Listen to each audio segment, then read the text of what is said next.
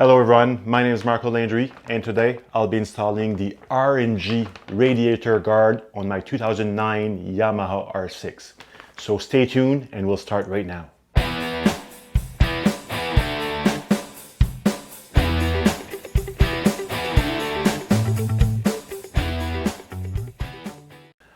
Alright folks, welcome back. So as I mentioned earlier, the plan today is to install this R&G Radiator Guard on my Yamaha R6.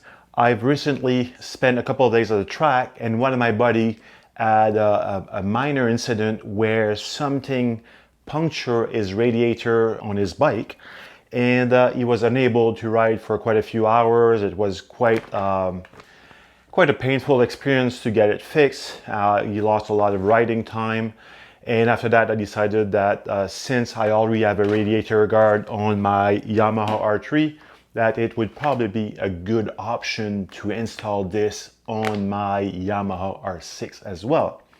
So I'm going to do this for both of my R6. This radiator guard is fairly inexpensive. I ordered this from R&G directly, and they shipped it almost instantly. I received it after a couple of days, and now I'm at a point where I'm just going to take the bodywork off the bike, then I'll install this. You can probably get away without removing your OEM bodywork if you still have your OEM bodywork. In my case, I have my race fairings, so it's going to be fairly easy to remove this, and it's going to make the process of installing the radiator guard a lot easier without the fairings. So that's the reason why I'm going to do this, and it will also give you, the viewers, a better view on how to install this on the bike as well. After I remove the fairings, I will also clean up my radiator. It's a bit dirty and messy. I've been riding in the rain for the last couple of weeks at different track days, so I'm just going to brush it, clean it up, and after that we'll mount this radiator guard. So stay right there. I'm gonna get ready, remove the bodywork, and I'll be back shortly to talk about the process of installing this.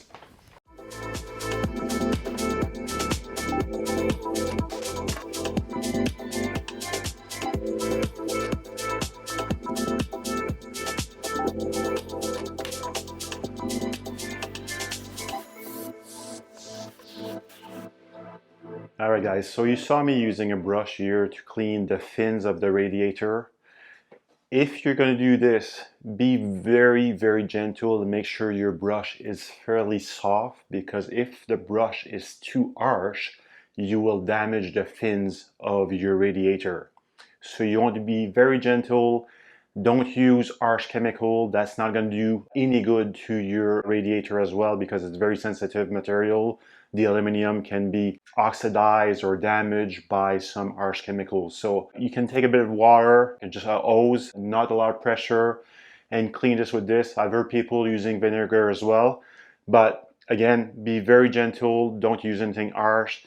And once you're done, you can also use some compressed air. That's what I'm going to do next few minutes. Just use some compressed air, and don't put your nozzle too close to the fins as well.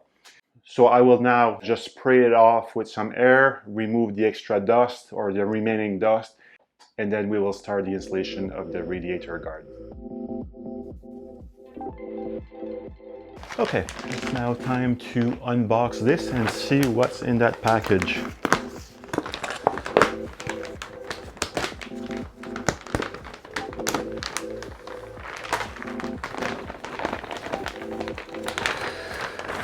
So you obviously have the radiator guard, which is super light. It's made of aluminum, and it's powder coated in black, so it should be fairly resistant as well. You have the little R&G sticker at the bottom, and it's shaped to the same shape as the radiator, so it should fit fairly well on top of the radiator itself. And the other items in the bag are, you have two zip ties that will be used to attach the guard at the top of the radiator. And you got some strips of foam that will be used to put in the back of the radiator guard, and this way it will prevent all the rattling and the excessive noise when you're riding. So we're probably going to cut some of these and put them all around so that it sits properly on top of the radiator itself. And you also have a few more decals, stickers, like 3D stickers here.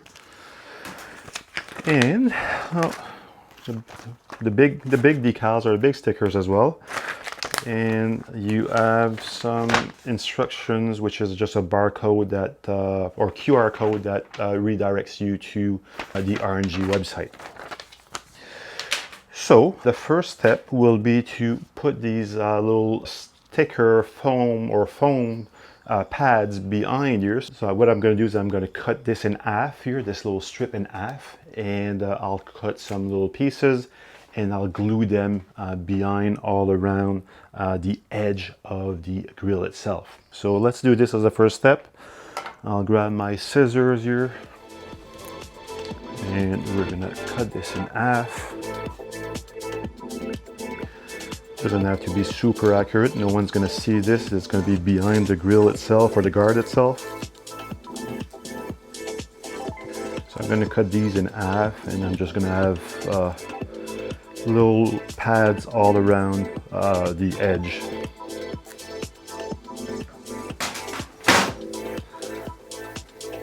So I'm just going to randomly place these all around. You decide what makes sense for you. I've done a few of these on previous bikes, so it's always the same concept.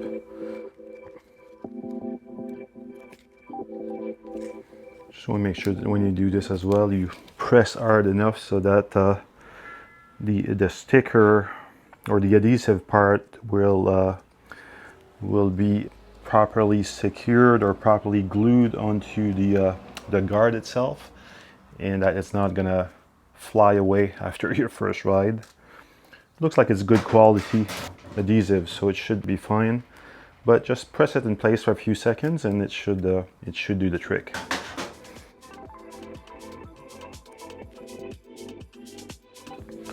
All right, so this is the final products here. So you can see, hopefully you can see okay with the camera and the lighting, but the little foam pads are all around the grill, and they're pretty solid. So now the next step will be to install this on the bike, and you can see that at the bottom here, so the bottom part where the 3D sticker is, or the 3D decal, or the R&G logo, if you will, there's a little bracket. So this bracket will fit at the bottom of the radiator where the radiator is held in place. So I think there's a 9mm bolt at the bottom that you will undo, and that bolt will go through this bracket and that will be held in place. And at the top here, in these little slots, we will simply use the zip ties provided to attach this to the radiator mount at the top of the bike. So I'm going to reposition the camera and we'll get started on this. All right, folks, so what you're seeing now is the clutch side of the bike, and the nut that I have to undo to attach a radiator guard is this one here. And in order to undo this, we're simply going to use a 10mm socket, and it's not super tight, so it should be fairly easy to remove.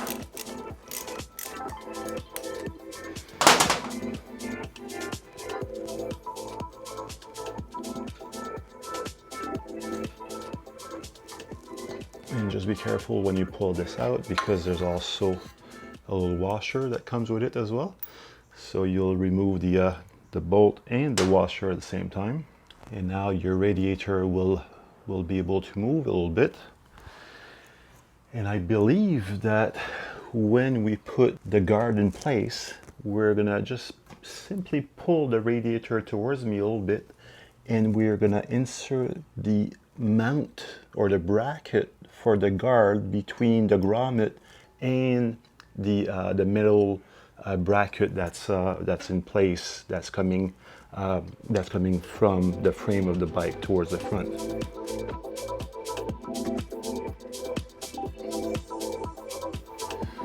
All right, so what I did here in this case is that, as I mentioned, there's the radiator that has like a little grommet, like a rubber grommet, and I just pulled this slightly and I inserted the metal bracket from the radiator guard in between the middle bracket where the grommet was mounted. So simply pushing this in place, and I'm going to mount that bolt and washer, and that should be it right here. Everything will be sandwiched in place and held in place with this bolt.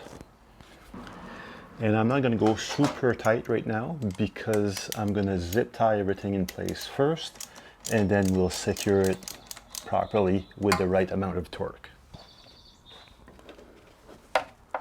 So right now I just want to make sure that it's a proper fit and that everything is in place properly, and that the rubber or the foam pads are properly seated against the radiator.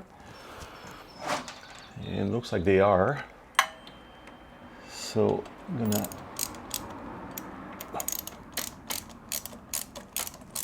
add a bit more torque. Not super tight. I just want to make sure that it's snug. And make sure that I have enough room at the top to attach it. And that it's also properly centered on the radiator itself.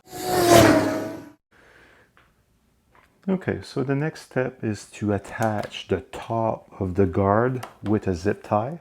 So in this case, there's a post right here where the radiator is attached, where this bolt is here. So if I focus here a little bit or zoom in, this is the bolt here.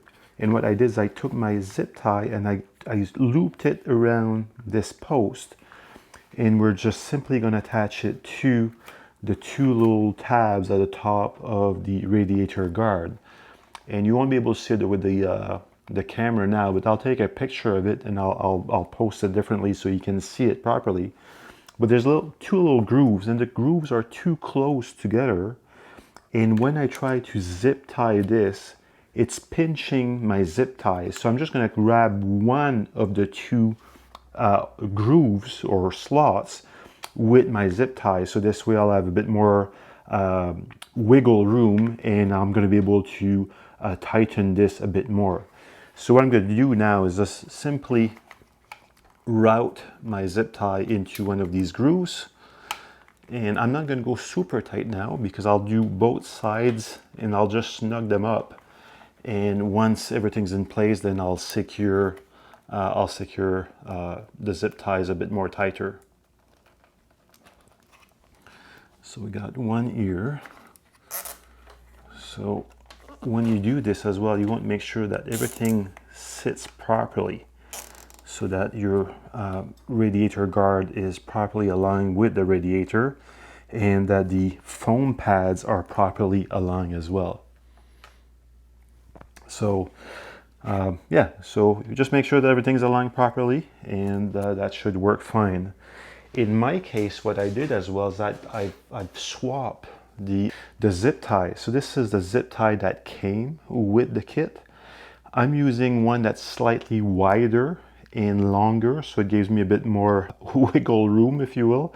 So that's totally optional. Of course, you can use the tiny one. I just didn't think it was going to be sturdy enough, so I prefer to use the long one. So this side is going to be a bit more challenging because it's a bit tighter here to go through. So I'm going to push my zip tie through that slot. And I just realized now that the guard is not sitting, or it's not properly seated against the radiator here. So we'll have to move this a little bit and see if I can align this properly.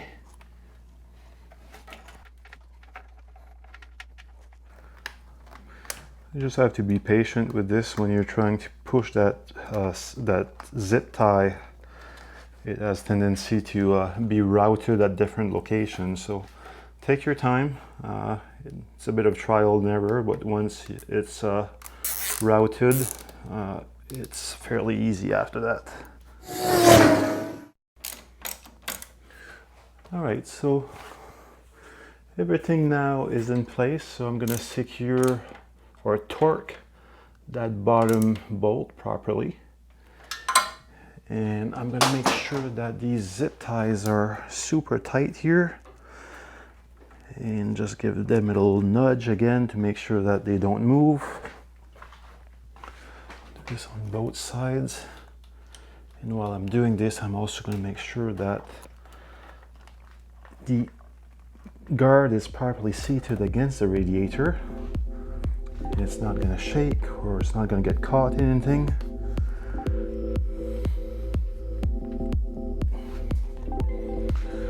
All right, and once everything's in place, we will simply take the side cutters and I'm going to cut the excess zip tie.